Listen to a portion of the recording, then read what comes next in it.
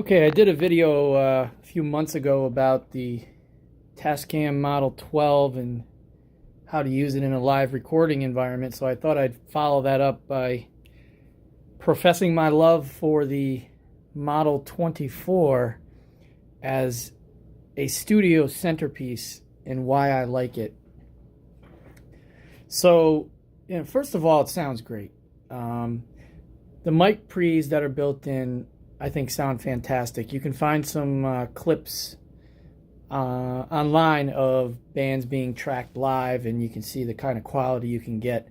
I kind of use a mixture of outboard and the internal mic pre's, which I'll get into in a minute, but don't be afraid to just rely on the internal mic pre's. Also, the A to D converter, if you were to connect this via USB to a DAW to track, fantastic. Fantastic at 48K, which is all that I need. Again, it just sounds great, and that's obviously one of the more important things. There's two uses that I incorporate in my studio. So I do live rehearsals, so I have a full, like a drum kit over here, all mic'd up, and I've got, I run into vocal mics and keys. So we rehearse into headphones. So I like the flexibility of not having to rely on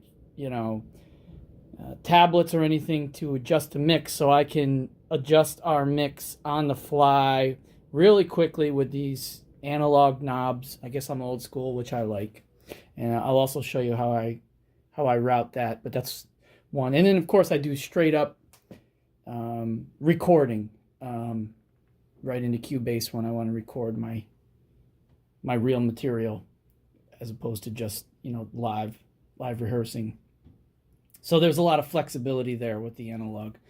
So I'll just give you a quick rundown of my ins and outs. So up here, obviously these XLR inputs could directly go right into the mic pre's, but I previously had some API mic pre's that I kept because I love these so much. So all I do is I'd run my microphones into these API pre's, and then I've got XLR to TRS, and I run them into the line inputs here. And I roughly keep the line inputs at what seems to be roughly unity gain for at least the things that are coming out of the APIs. And then I rely on the gain from the APIs coming in here. Other things I'll go direct in, and then I've got some direct boxes like the Universal Audio aux for my guitar, so I don't have to mic my guitar cabinets, and then that comes out just straight TRS. And then keyboards come straight in here directly into the mic pre's. Mic pre's sound great. You got your compressors here, you got your EQ, which does not get tracked. So you can set the EQ into how you want it to sound in your headphones. Same thing with the effects here. So you can set all sorts of nice reverb and everything on your vocals. That doesn't get recorded when you track it, but when you're rehearsing live, you'll hear some nice reverb. So that's the way I use it. I go out, the control out, which is a main, there's the main outs, but it goes from the TRS to the control. I go into a headphone right here, Head Amp 6 by Art, and it's great because it's got really good gain, and it also has a little bit of EQ, so if someone wants a little bit more treble or bass, they can get that.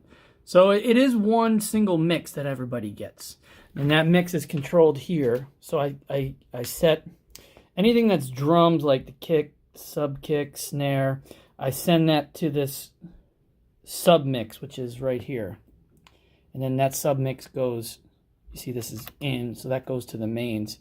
So I can control once I get the drum mix relatively balanced, then I can turn the drums up or down right here if I really wanted to.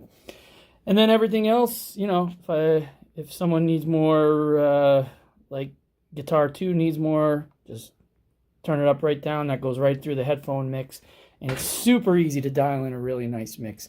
You could also run out these monitor 1 and monitor 2 into here and have different mixes for each musician. So, you know, someone could be running off this monitor 1 mix if you want. Someone could be running off monitor 2 mix, and they could have separate. But, you know, we get really nice balanced sound, so there's not too much fighting for someone to need more or less. And it just sounds great when we're rehearsing.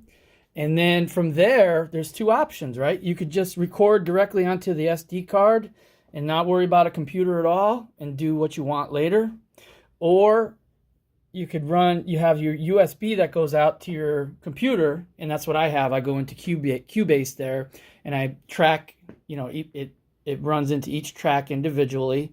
So all of these 22 tracks go into Cubase, and then I just hit record on Cubase for my whole session, and then later on I'll just mix it down there. But you know, if you don't want to mess with a computer at all while you're rehearsing, you could arm all the tracks here, you know, and then record, and then do what you want later. You could mix it down right from the board, you know, get a nice mix going out later and go into your DAW, or you could pull the SD card out and pop the tracks in that way.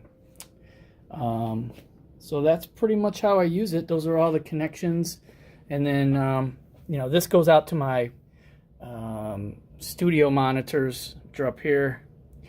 And so I can hear what's going on. Actually, I lied here. What happens is this goes out to the studio monitors, and this goes out to my headphone mix. That's what it was. Yeah, this goes out to my headphone mix, so I can control from the knobs here. And this goes to the studio monitors, which is controlled by the control room. So anyway, many accolades for the Model 24 as a studio centerpiece. Happy to answer any questions if you want to ask, and I hope you found this video useful. Thank you.